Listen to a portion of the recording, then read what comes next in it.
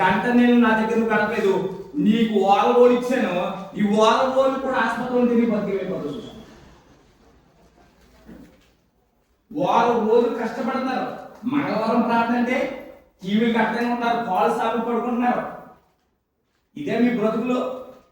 ఇదే దేవుడు నీకు ఇల్లు ఇచ్చాడు, ఇదే నీ స్వప్నం ఇచ్చాడు, ఇదే నీకు ఏమేట ఇచ్చాడు, ఇదే నీకు జ్ఞానం ఇచ్చాడు. ఎందుకని శుభ్రంగా కాలు సాగు పడుకోండి.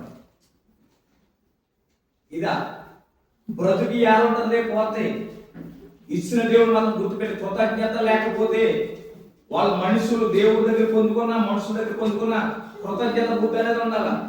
హల్లెలూయా, హల్లెలూయా. ఎవరికైనా సహాయం చేసినప్పుడు కొద్ది గొప్ప కొంచెం సహాయకం చేసినప్పుడు కృతజ్ఞత కలిగి ఉండాలి.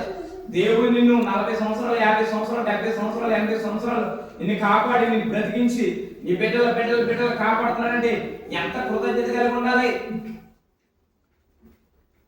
లేదు, ఏమున్నాయి? ఇంకేనా సంపాదించుకోవాలి? రేపు పొద్దున పనికి వెళ్తే ఎంత వస్తుంది? నేను బాధపడేది ఏం చెప్పిన, పొద్దుట 6ంటికి వెళ్ళి 12 వరకు పని చేస్తారు, దాదాపు 6 గంటలు ఉంటున్నారు. దేవుడు మందిలో 1 గంట గడుపుతారు. ఎంత మురుగులేదు, ఎంత దుర్మార్గమేదో.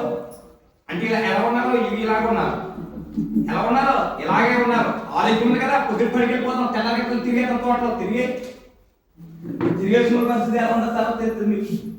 దేవుని కాకుండా నేనైనా మీరైనా దేవుడు మనం బ్రతికించిన తర్వాత దేవుడు కృతజ్ఞత కలగకుండా జీవిస్తే నేనైనా మీరైనా ఒక సమయంలో మీకు ఎంత ఎదవిగరో అంత నష్టపోవాల్సిన పరిస్థితి వస్తుంది.